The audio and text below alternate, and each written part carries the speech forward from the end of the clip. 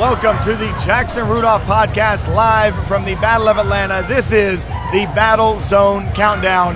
Ladies and gentlemen, what a turn of events we have had here at the Battle of Atlanta. I'm just going to be honest with you guys. 20% over the expected attendance at the event. Divisions have been absolutely massive. Record-setting attendance here, huge men's open weight division, one of the largest women's open weight divisions in recorded sport karate history in North America.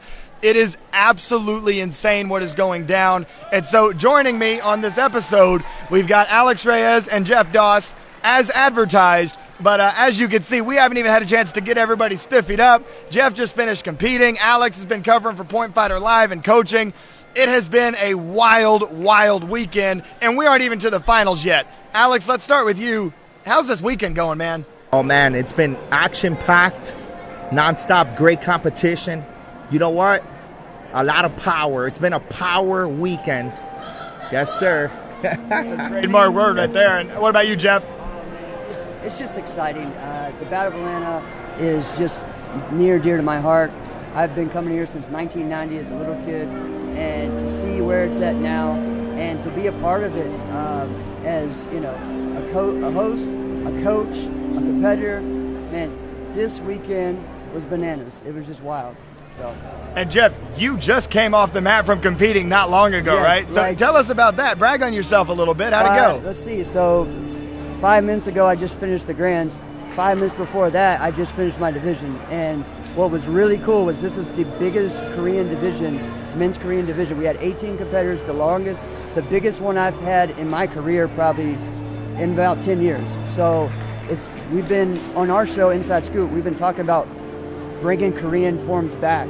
And that was an awesome thing to see today. So to be able to compete in a big division of 18, come out on top, win that, and then run over and do Grands was a fun experience, and you know, just blessed to be here. And that's what we love as sport martial arts competitors, right? Being on the edge of your seat, getting into those big divisions at the biggest tournaments where it matters most. Oh, yeah. That's why we love this stuff. And again, I'm going to be honest with our audience here. I can't even find my words.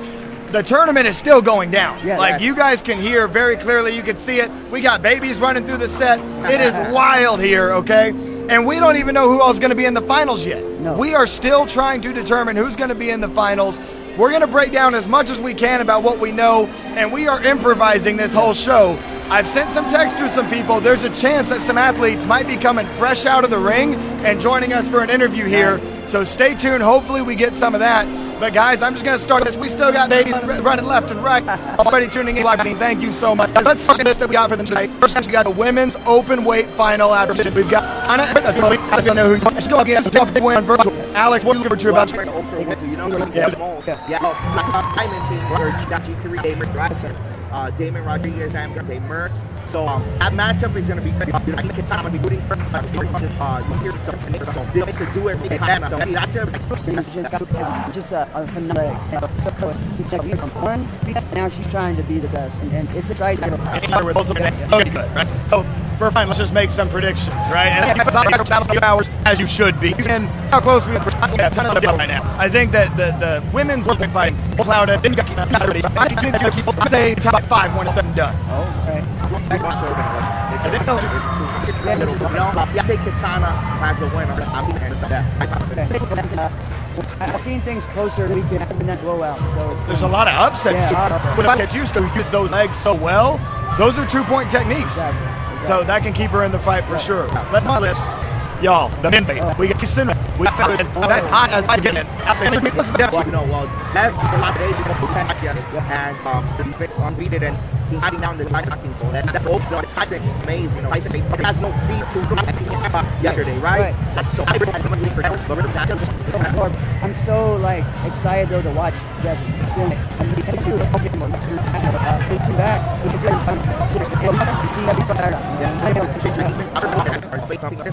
Tyson has won a few, so that's even good. We were talking about this on the Friday Night Fights broadcast last night. In Atlanta, it's the majors where you see it. He's I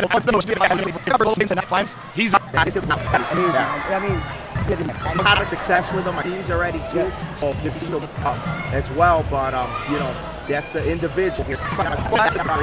Ladies and gentlemen, things are being right now. Matchup with Tyson and if you let him straight line, he's a straight fighter. He can move and you let him in a straight line. He is very, very soft. Whereas the best moving attack is to find the right angles. Alex, I have a feeling that you're going to predict. I'll let you explain. Yeah, he's going to break out at this one. He's going to win. Tyson's going to score with his back fist. He's not going to come in with no fear. But Devin is going to have that. He's got those counters working, and that's what I think where he's going to win right there. But that's not his strategy. I don't know his strategy. That's what I think. All right. So. I'm saying Devin. I think like 1 point. It's too close. Yeah, it may even go to sudden death. I think. I'm right there with you. I expect a thriller. I'm gonna be the dark horse, and I'm gonna take Tyson by a point. But I mean, this is a toss-up, man. I mean, come on. Cannot wait to see that matchup. Let's see here.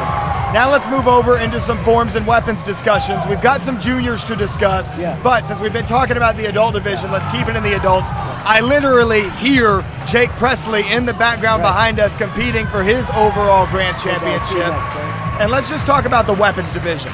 In the weapons division, Jake Presley and Dawson Holt have been dominant over the course of the weekend. They both won 2 of the CMX divisions last night. They each won a traditional division this morning. I believe Jake Presley has already taken the traditional overall grand championship. He and Dawson are duking it out right now for the CMX overall grand championship. So, Jeff, as you look at that matchup between those 2 Team Paul Mitchell members, what do you see unfolding? Let's just say they both wind up doing CMX. How does that go? So these 2 are 2 of the most cleanest competitors there are right now.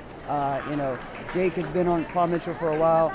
Dawson, brand new to the team, and is just on fire right now, man, because he started out, this is his first year as an adult, right? So he's been known as Mr. Clean, but since, I'd say Ocean State, the last tournament, he's just been winning and winning, and not just traditional or just sword, like everything, even forms.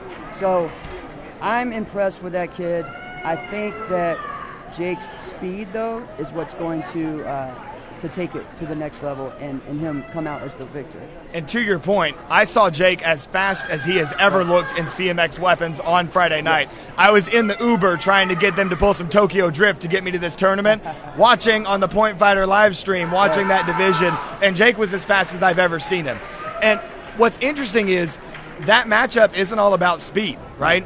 I would compare it to, like, if we look back, and I'm not saying that these 2 competitors are of the same caliber, but if we look back at the showdowns between Kalman Choka and Matt Emick, Kalman, he was never trying to be faster than Matt. No. Matt is the fastest nunchuck competitor of all time. He is the greatest nunchuck competitor of all time. But Kalman didn't make it a speed battle. The reason that Kalman was able to get the advantage of a lot of those matchups and win so many overall grand championships with that double sword form was because he did it with cleanliness, showmanship, and a level of difficulty that we see in Dawson Holt's single sword form. And apple doesn't fall far from the tree. Kalman trains the guy. So, of course, we see that, right? Yeah. Well, I'm Mr. Point Fighter Live, right? But, man, these guys, they're, like you said, they're old school guys, kind of like the way they do their stuff. They're clean. They have speed and power. I have a video up that I posted yesterday with Dawson Holt. It has over 20,000 views, over 100 shares. That sword is awesome. And then Jake Presley, amazing speed. But both of them have that energy, that aura around them. You know, like a Pedro. You know, when you walk into a room and there's a fighter or a competitor, that everybody just sits and watch. Both of these guys have it, right? They have that showmanship, you know, the look. They just have it all. They're complete package right there. So this one's gonna be, man, it could come down to who makes the least mistakes or one little tiny mistake. That could be the turning point right there, and what determines the matchup right here, right? And it's the it factor. You're exactly right. And a phenomenon that I've noticed over the years as a fan and member of Team Paul Mitchell, there's 2 reactions that a competitor can have when they get picked up by Paul Mitchell, right? Sometimes they go through a period where they have a rough patch and they struggle a bit because there's pressure associated with representing one of, if not the most iconic franchises in the history of the sport. Other competitors it's like it gives them superpowers, Yeah. and that they ascend to another level the second that they've got that logo, right? As we have some more spectators walking through our set here.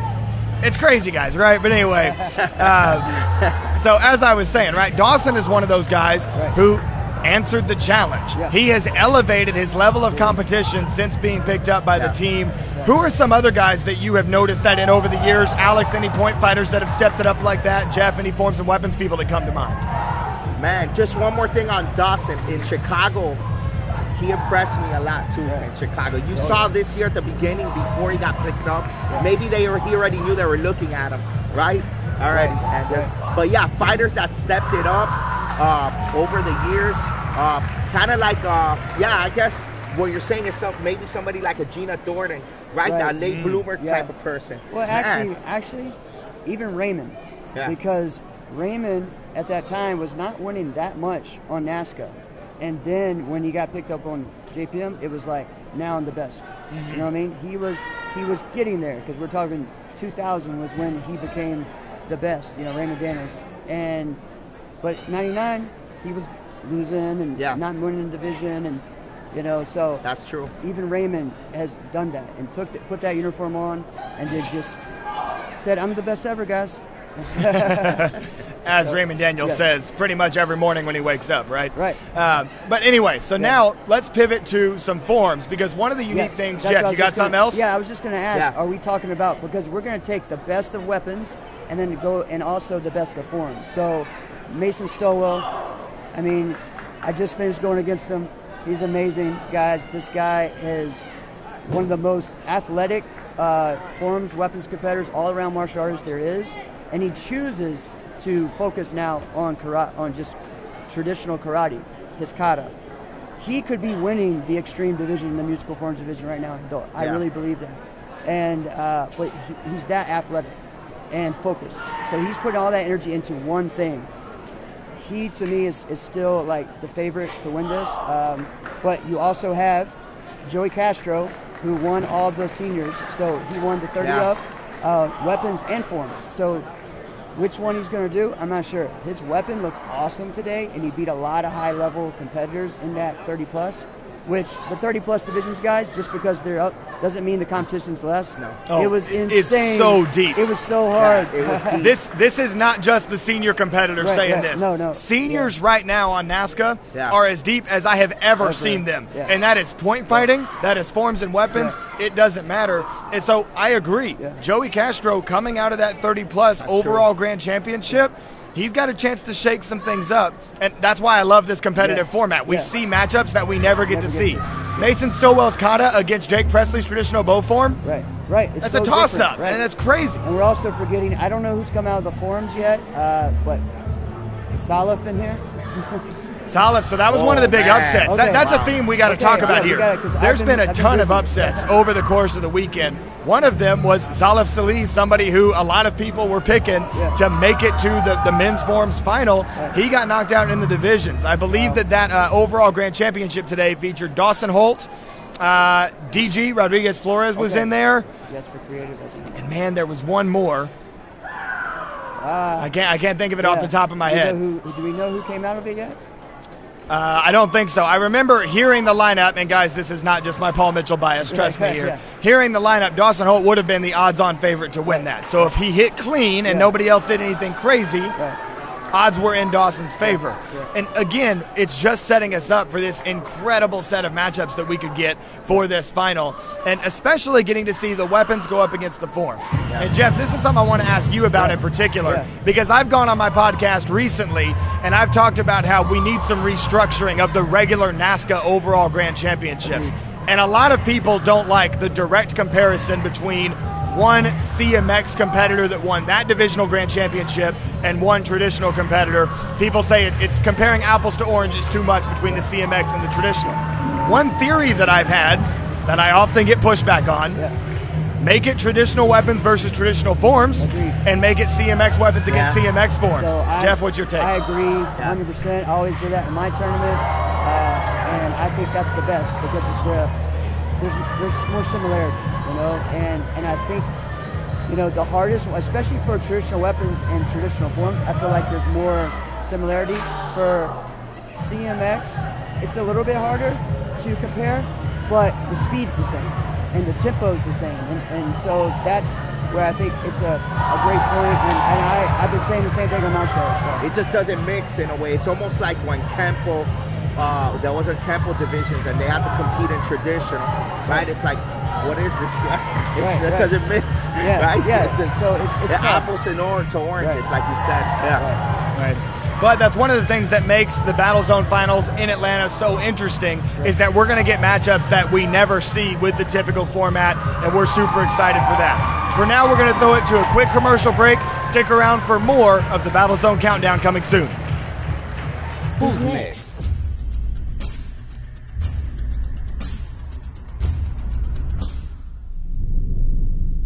There's always someone.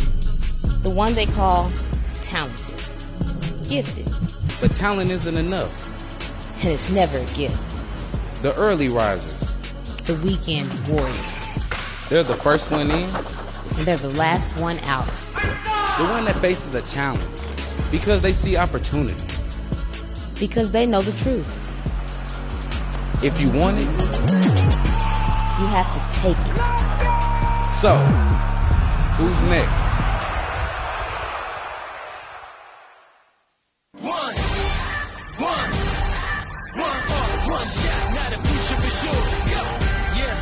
Was building on a lecture, verses coming daily under pressure. Working on applying the scheme, the true style trademark is at the edge of your dreams. I'm talking one shot for the kill, the breeze cut, freeze up, straight dropping the kills. I'm talking. It's one shot, now the future is yours. Go.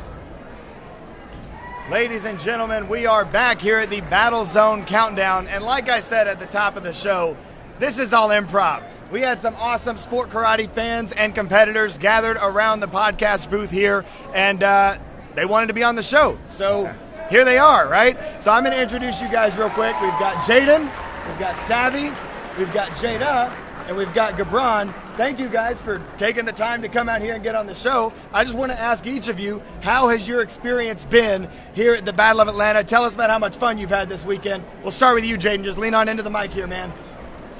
This weekend has been really fun for me. I've got 4 second places so far, and I got 1 8th place, and it was a learning experience. It was really fun, and I can't wait to compete again.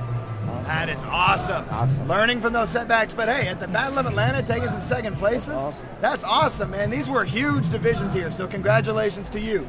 Savvy, what was your experience like this weekend?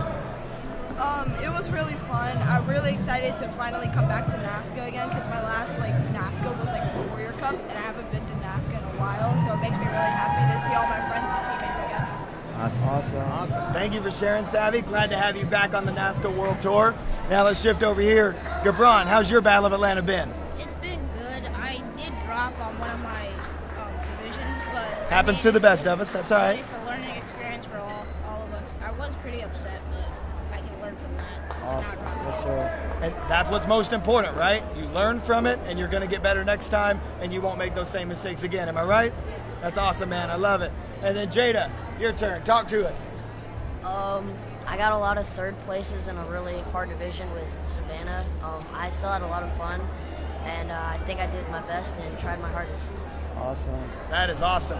Well, hey, thank all of you so much for taking the time to come in here. Like I said, this is improv. This is spontaneous. And we're having a ton this is of the future fun. right here. Yes, exactly. The future. We're going to be interviewing you guys right here soon. We will. Right? Yes. All right, you guys go ahead and Keep get it out up. of here. Keep Thank training. you so much. And hey, make sure you go check out Black Belt Magazine, ladies. You guys can see yourselves on air, okay? Yeah. All right, you guys are good. Go on. That was awesome. How about that, y'all? Hey, that's what we do. That's awesome. All All right, so now back to our regularly scheduled programming. And now let's get back to some point fighting. I know Alex is excited for that, right? Okay. Let's preview this team fighting matchup that we've got tonight. Yes. We've got Top 10 Team USA taking on Dojo. I'm just making you talk about your Dojo guys all the time, man. So, Alex, give us a quick preview of that matchup. That one is just, it doesn't matter. Their strategy doesn't matter here. We're just going to win straight up. That's it. That's it. Love it. All right, We're plain and fast. simple. We're fast. We got the speed, the experience. They're fast too. They got the experience, but we're gonna win straight up. Yeah. Power, baby. That's it. Well, I think that's actually the difference of this fight. We have like 3 lightweights versus 3 heavyweights, really, and so it's going to be exciting to see the contrast of the styles. Is TDE gonna try to pressure, them, put more pressure on Top 10. The Top 10 is just full of young talent, and they've done a great job of mixing up their team a little bit. Each time they've kind of had a different lineup because they have 4 guys they can alternate. Are they going to put in Trent? Are they going to put in Blake? And Tyreek has been fighting well in teams, and you have just the incredible Enrique Latono, who just will come out of nowhere and and pull out some wins. So it's going to be exciting. But I guess I'm a big fan of TDE as well, right? So I'm just saying, I think Ryan George is one of the most talented fighters there is. Amen. And Devin is on a roll, and Cam Dawson is just a leader, guys. Like, that's what he is right now in the sport, not just to his team, but to everybody.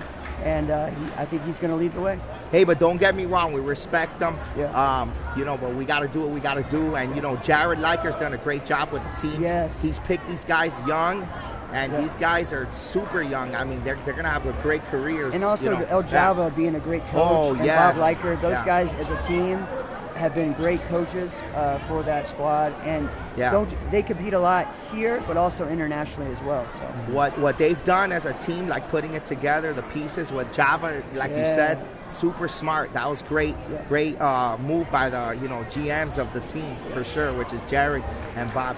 Yeah. Right. And I love that you guys bring up coaching, because in the Friday night fights last night, there was an interesting, similar coaching decision on both the parts in those semifinal team fights of Team Dojo and Top 10 Team USA. Yeah. Top 10 Team USA, they sent out Enrique Latona, who would typically be their anchor. They sent them out second, forcing straight up, essentially, to bring out Bailey and put themselves in a position where it would just come down to Tyreek and Brandon, and that's the matchup that Top 10 wanted. Exactly. Similarly, in the fight with Team Dojo Elite versus Diamond, they brought out Cam, who would typically fight the anchor. They brought him out in that second spot and then had Devin fight the anchor, which, as hot as Devin is, you can make an argument he deserved to be the anchor regardless of who's on that squad this weekend, right?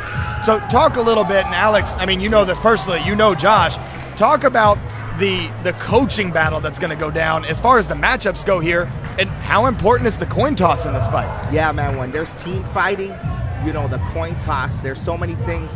That's what makes team fighting so awesome, in my opinion, because you got the coin toss, then you got to decide if we win, do we want to send out or do we want them to send out? And then if we do send out, who are we going to send out, right?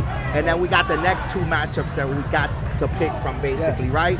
So there's a whole lot going on in there with that. Today, I don't know what we're going to do yet. But strategy-wise, and you shouldn't say it on air. But you know what?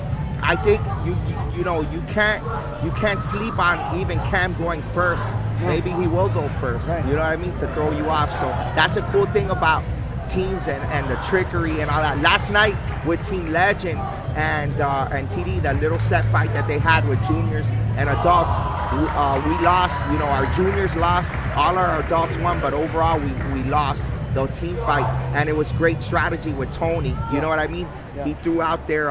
He had.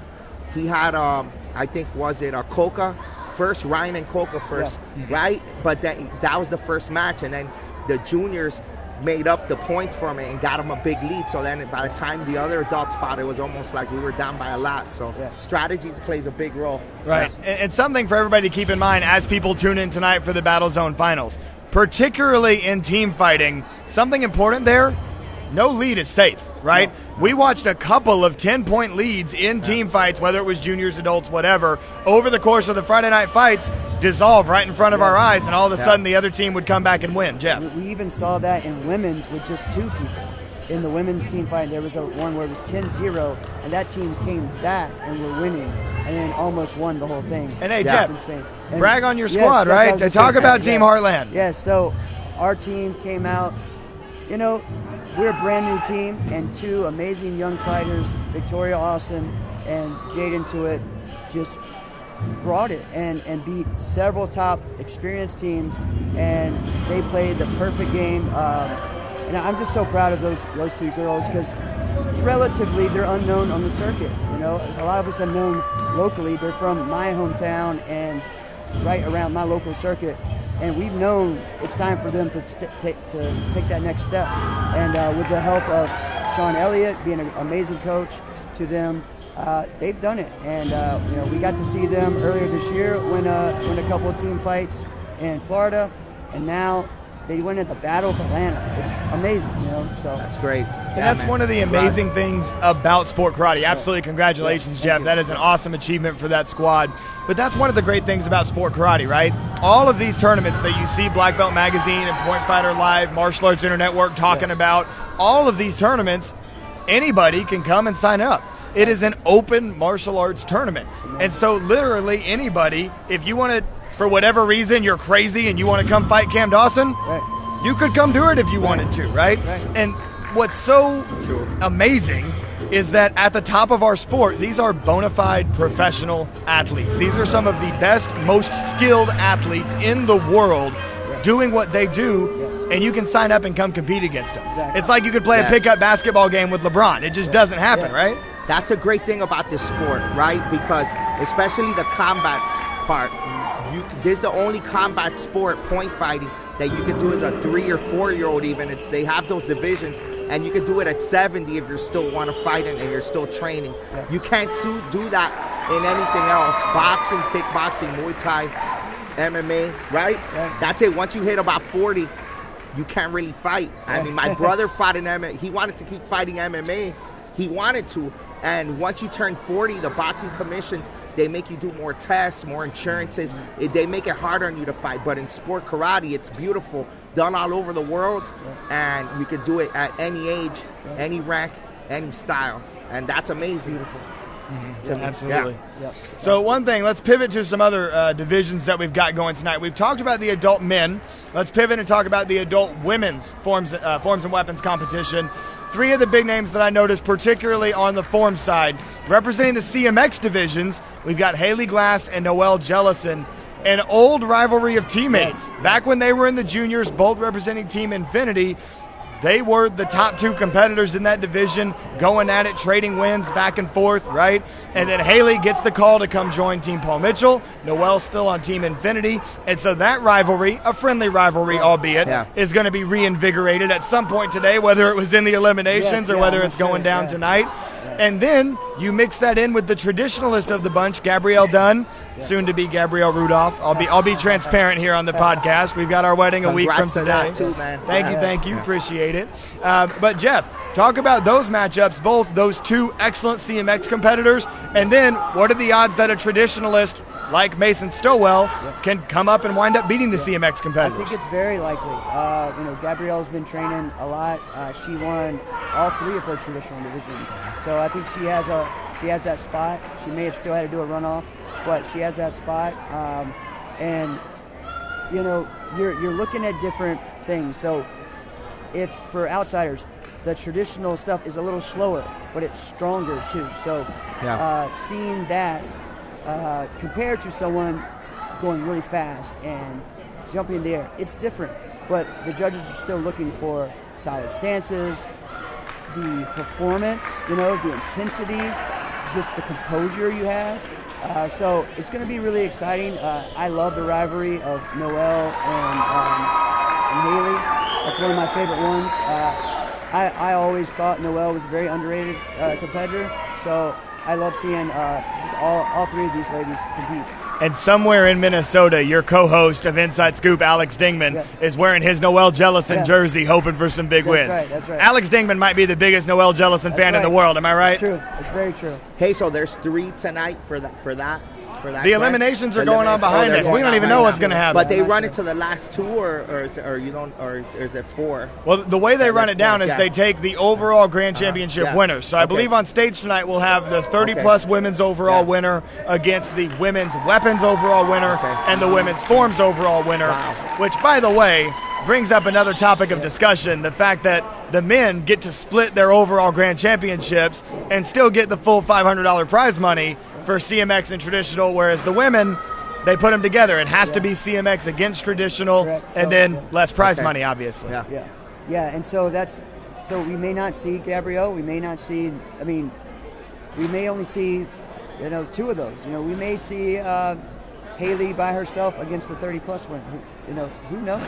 Hey, but Gabrielle, right? She's one of those that's been improving as well every tournament, definitely. right? She won in Ocean State. Yep, she won right? the last tournament. And you could see it. She's improving and improving. Haley, it's crazy. She wins double grands right off the bat, right? Right off the bat as an adult. Yeah, that's crazy. First tournament as an adult, first tournament as a member of Team Paul Mitchell. I mean, she's pulling out double grands left and right. Last 4 tournaments, she's got 5 overall grands. Wow. I mean, she's on quite the run. An interesting, I guess, strategic, for lack of a better term, point that I want to get you guys' take on. I find that in forms and weapons divisions, sometimes what stands out the most has the best chance. And I'm not just talking about stylistically. I'm talking about in these divisions where we see CMX versus traditional, right? So I think that actually the fact that Joey Castro is the representative coming out of the 30-plus might be a disadvantage for Mason Stowell, because you're going to have 2 very, very good traditional kata competitors, Japanese kata competitors, running, most likely, Japanese katas in that Grand Championship. And you're going to have weapons competitors, a weapons competitor who comes out of that showdown between Dawson and Jake, doing something very, very different from what that Japanese kata is going to look like. And I think we might see a similar effect in the women's division, where you're going to have those 2 great CMX competitors. Maybe the traditionalist stands out just enough. Jeff, you've competed in thousands of forms and weapons divisions over the years, right? Do you think that's a real effect? Is that something that could play a role tonight? It is, and that actually is where I think maybe we'll see Joey do his weapon because of it. Ooh. And so it may pull a different way, because his weapon's traditional weapon is completely different looking than Jake's.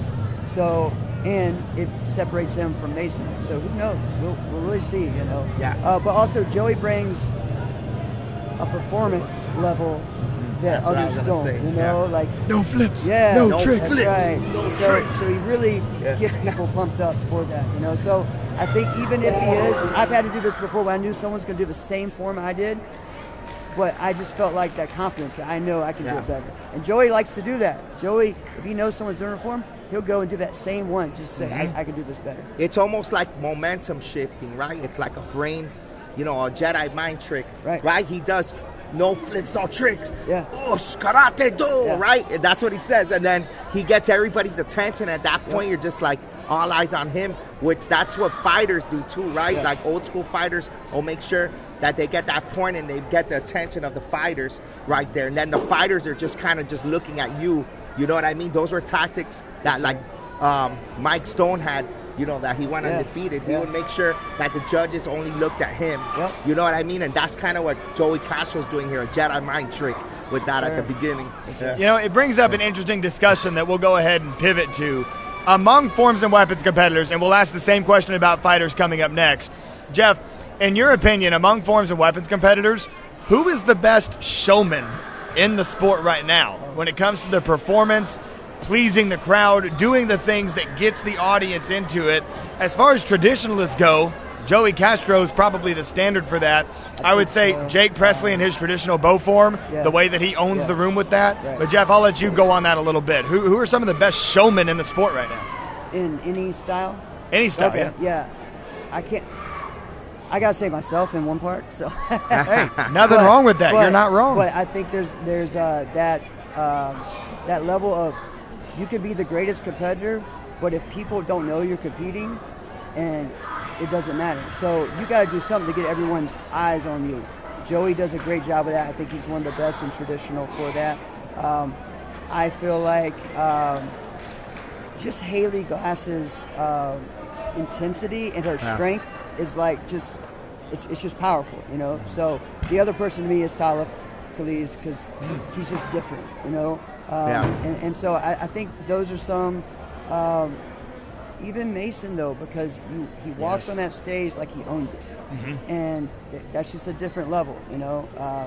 There's some that do crazy things like hit themselves over the head with a water bottle and crazy stuff like that. We need more of that. Yeah. We need more. I wonder who does that. I wonder Jeff. who does that. Hey, But- we need more of that stuff, though, Yeah, right? Like you know. painting the face, Right. something, Singal, something Yeah. different, like how you, I'm a big fan of yours as well, because some of the stuff that you do Yes, sir. is like, Yes, sir. old school, Right, right? And right. you don't see that anymore, like the Right. choreographing with the kicks, with the music, stuff like that. But I think that the sport needs more of that, right? Just branding themselves. Presence, more. entertainers. Yeah, entertainers. Yeah, and that's where those opportunities to do something outside of our sport come.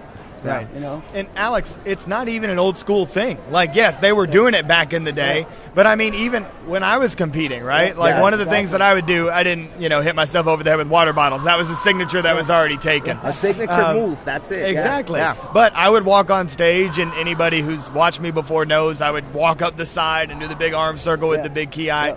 I wasn't doing that for me. Right. I was already hype. Exactly. It's the U.S. Open Finals. It's the Battle of Atlanta Finals, whatever it is, right?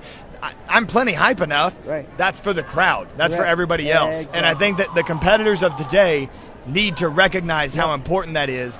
And there's always individual instances that we see it. Yes. Like I remember a couple years ago at the U.S. Capitol Classics, Mason Stowell was on stage for a demo because he won both the traditional and the CMX Grands.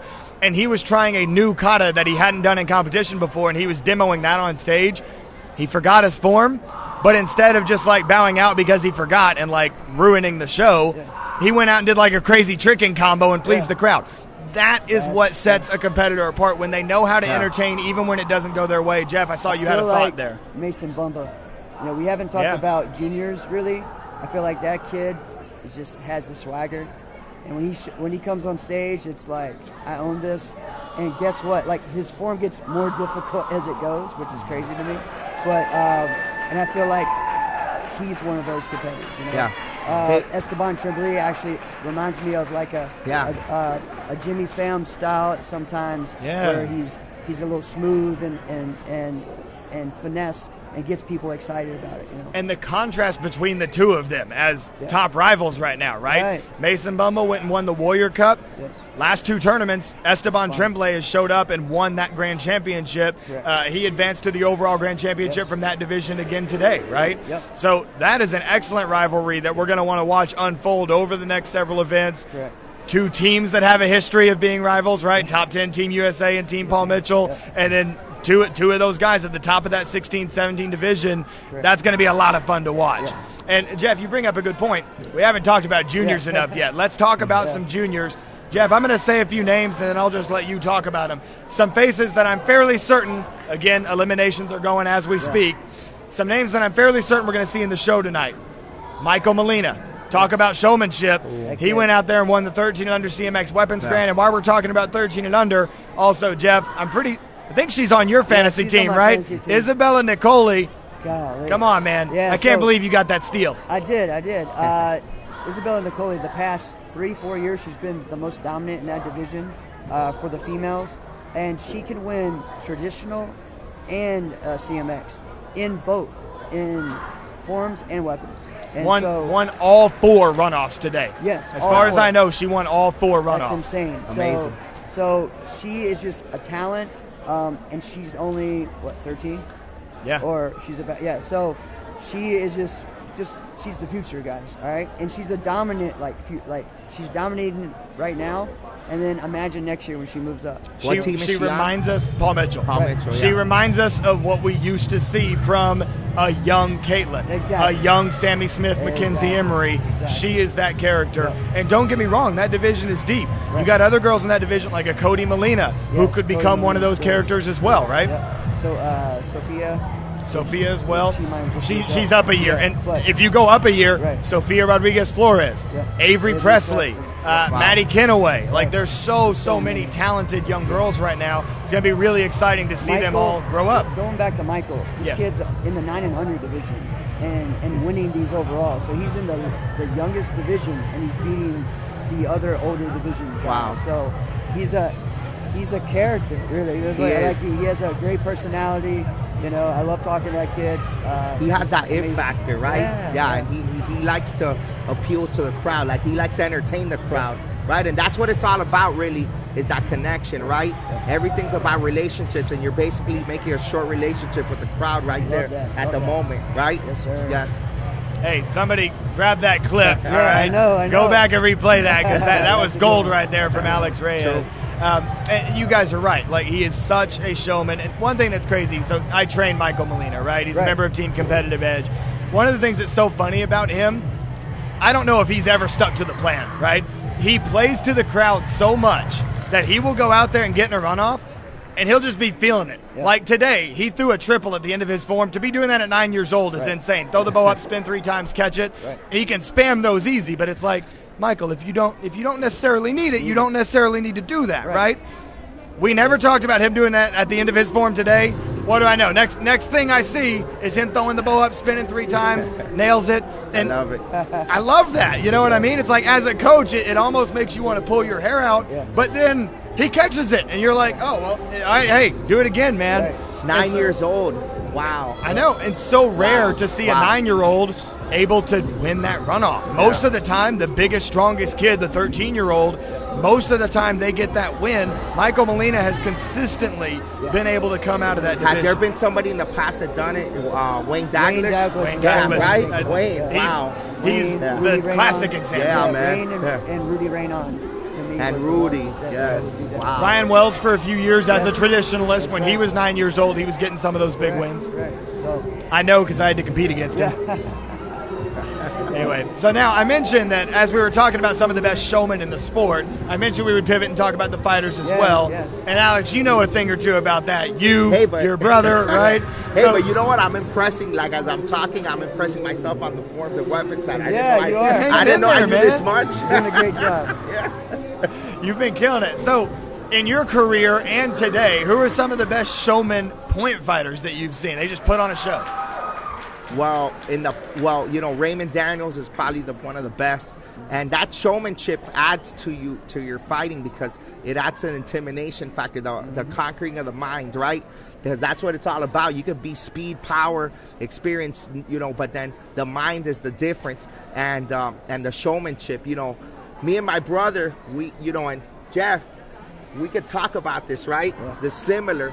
We used to watch a lot of WWE, Yes, or back then WWF, right? Yeah. And we would just mimic that stuff, but we got the showmanship from then. We would paint our faces.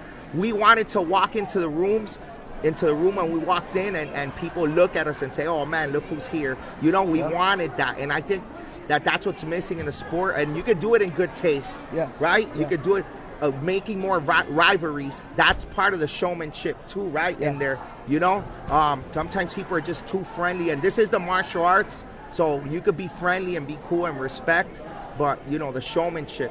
As far as showmanship right now in fighting, man, I don't know. I think in fighting it's more like, I think the coaches are more showmanships right now than some of the fighters. Like, That's true.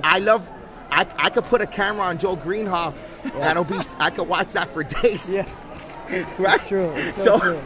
We need more of that. We need more showmanship. It could be face painting, like I said earlier. Yeah. It could just be a cool bow, right? Like they used to do out in the 80s. Raymond Daniels would do it. Stuff like that. Yeah. Pacing back and forth. I remember Kodak, he would jump and do the circling thing, right? We need more of that stuff, I think. I think that's great. Pedro, after he win, would do a jump split kick. A jump split. Yeah, you see classy stuff. Right? Or he used to, or Don Rodriguez would hold his hand up The jump like a spinning high five, crescent and Pedro would hit him with the high five with a kick. Coach loves telling that story, by the way. Yeah. A Paul Mitchell team meeting does not pass that Coach doesn't tell us that story about Pedro spin kicking his hand after that win. So anyway, I want to add, I think that some of the best showmen in point fighting right now are the guys who hunt for the highlight at the right time. Yeah. You do see guys that'll be up 2 with 30 seconds left and start trying 720 kicks, and then they lose the fight by 5, right? I'm not talking about those guys. Yeah. I'm talking about the guys that in the right moments, when they're in control of a match, especially in a big match on stage and they're able to get a good lead, if you're able to land one of those techniques, it's demoralizing and it's going to win you fans, right? And so some of the guys that come to mind when I say that, Ryan George, top of the list. When you're saying that, that's right, Ryan George. I definitely. forgot about my Exactly. And on top of that, one thing, we talk about Joe Greenhall. Joe Greenhall will straight up yell at Bailey and Brandon to go for it. Yeah. If you see Bailey or Brandon up 5-6 points with 15 He'll seconds say left. 6, do 6. Yeah, exactly. And Joe's 720, hit him with it, right? And you can just hear him yelling that at Bailey, and I think it's awesome, right? It is. Yeah, it's great. It's so cool just to see that and think, guys, like, as fans or the spectators out there, imagine, like, doing that and hitting someone with it. Like, it takes a lot of not just athletic ability, but skill, focus, everything, man. So it's really cool. Man, and it gets views. It gets views. People are gonna come and watch you. Remember Kofi from your time, Kofi? Oh yeah, he used to do that tornado type thing, man, right? And people. He wouldn't win a lot. He would win. He was good. He would actually give Raymond Daniels great fights. It was him, and then if it wasn't for Raymond stopping him, I think that his career would have taken off, right? Yeah, but now he's in movies and stuff. Oh, he is. So, he's doing a great job. Well. Yeah, he's doing well with his career. Yes. Yeah. Awesome stuff, guys. So for everybody tuning in from home, we're going to take one more commercial break. We will be right back to wrap everything up and do our final preview of the Battle Zone Finals. Stick around. We'll be right back with the Battle Zone Countdown. Let's go. Who's next?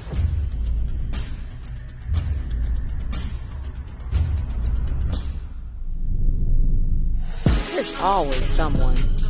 The one they call talented, gifted. But talent isn't enough. And it's never a gift.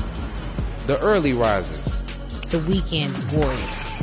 They're the first one in. And they're the last one out. The one that faces a challenge. Because they see opportunity. Because they know the truth.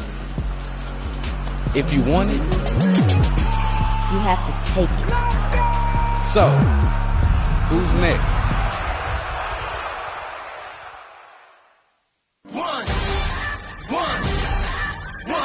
One shot, not a future for sure. Let's go. Yeah, I was building on a lecture. Verses coming daily under pressure. Working on the plot and the scheme. The true style trademark is at the edge of your dreams. I'm talking one shot for the kill. The breeze cut, freeze up, straight dropping the kills. I'm talking. It's one shot, not a future for sure. Let's go.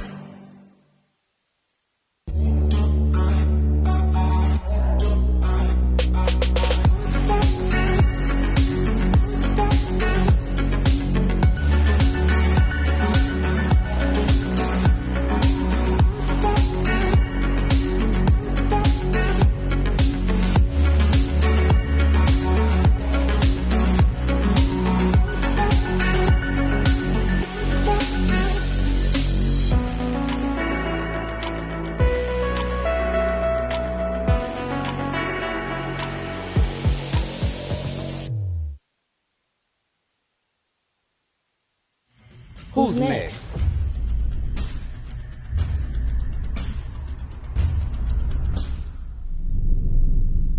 There's always someone. The one they call talented, gifted. But talent isn't enough. And it's never a gift. The early risers. The weekend warrior. They're the first one in. And they're the last one out. The one that faces a challenge. Because they see opportunity. Because they know the truth. If you want it, you have to take it. So, who's next?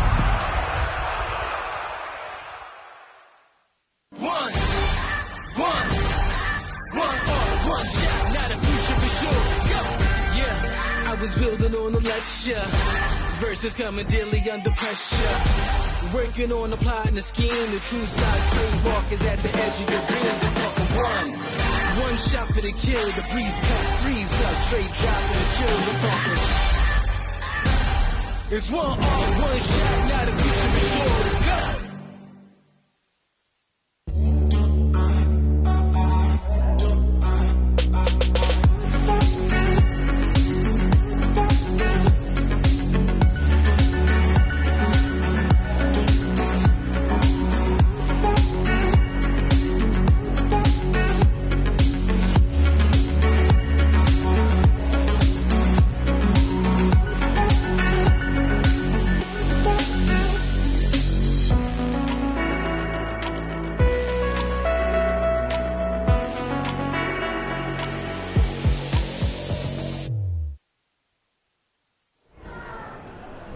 Ladies and gentlemen, we are back here with Battle Zone Countdown. I went running around the room real quick to see if we could get any of these winners. We've been talking about how the eliminations are still going the whole time that we've been recording this episode.